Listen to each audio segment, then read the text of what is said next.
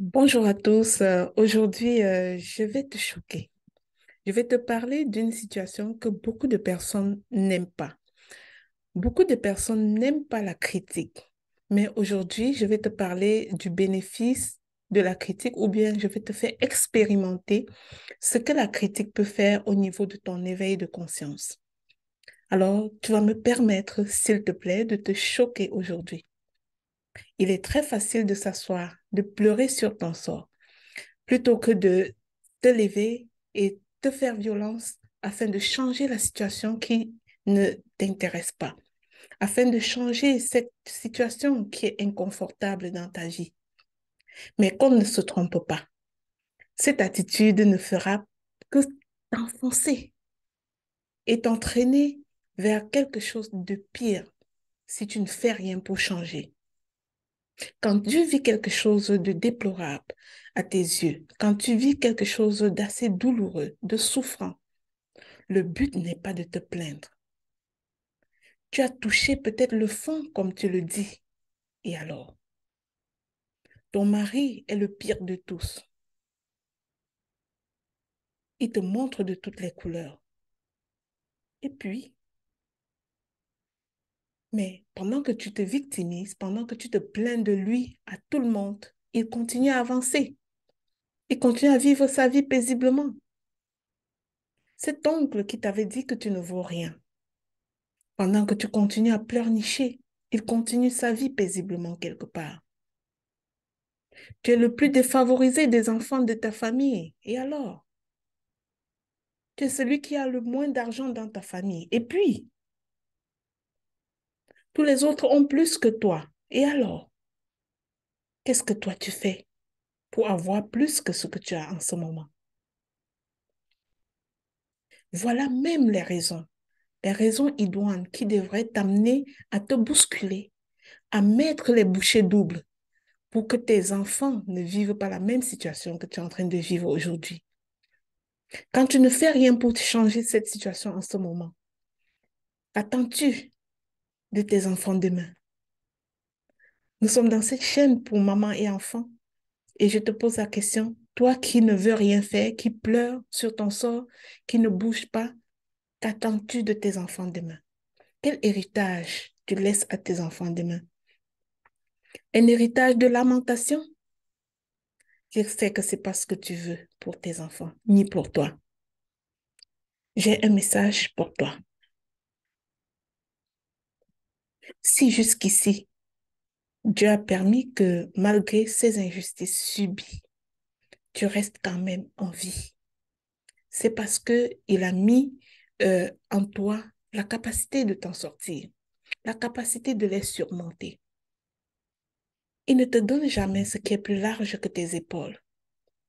Sauf que tu peux ne pas être conscient que tes épaules sont capables de porter ce qui est à toi.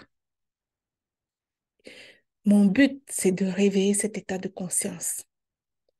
Tu peux surmonter et t'en sortir plus forte afin d'accéder à ta destinée glorieuse. Oui, tu as droit, tu es capable. La victimisation te fera demeurer à l'ombre et te faire croire que le monde entier est responsable de ton échec. Non, c'est une erreur. Personne ne te doit rien. Personne ne te doit absolument rien. Tu as l'entière responsabilité de la vie. Et si tu ne sais pas comment prendre cette entière responsabilité de la vie, une formule existe.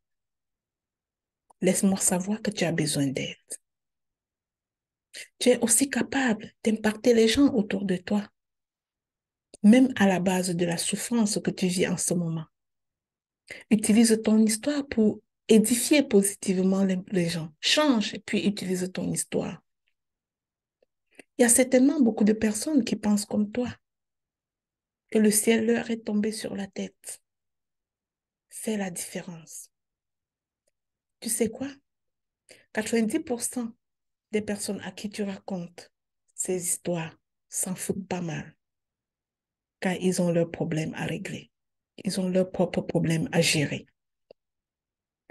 Dernièrement, j'ai lu l'histoire d'une jeune dame très active qui a été attaquée par une maladie rare. qu'il a paralysé presque toutes ses jambes. Elle a cru en elle malgré tout ça. Elle s'est battue.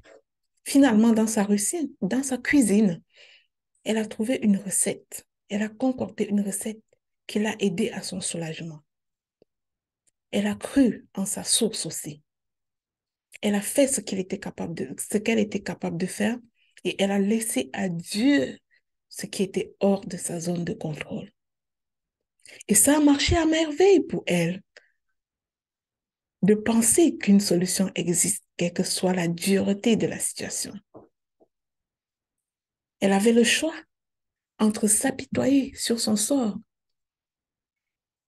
et maudire tout le monde, y compris Dieu, ou alors accepter la situation, se faire accompagner, se débrouiller, la surmonter et voir comment renverser la douleur en sa faveur. Alors, j'aimerais te dire juste aujourd'hui que c'est encore possible. C'est encore possible pour toi de changer de cap, de quitter la victimisation, de quitter les lamentations, parce que les yeux larmoyants ne voient aucune solution. Les yeux larmoyants ne voient aucune opportunité. Les yeux larmoyants savent se plaindre, savent accuser, savent blâmer les autres. Parfois, il faut accepter d'être critiqué.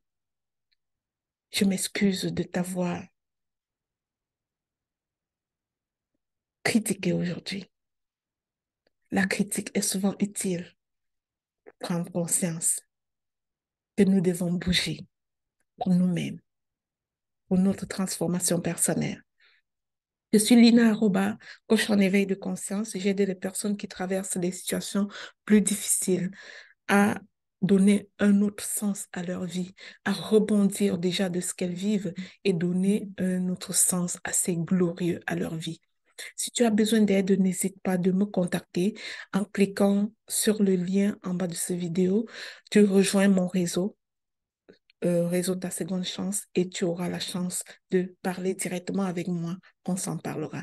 Je te donne aussi la possibilité de télécharger cet e-book, les 10 habitudes qui freinent ta croissance personnelle. Cet e-book peut faire toute la différence dans ta vie. Alors, clique sur l'e-book et télécharge une copie pour toi. Quand tu auras terminé de le lire, laisse-moi savoir en commentaire laquelle des habitudes a beaucoup résonné pour toi. Je te souhaite une année 2023 totalement réussie. Merci.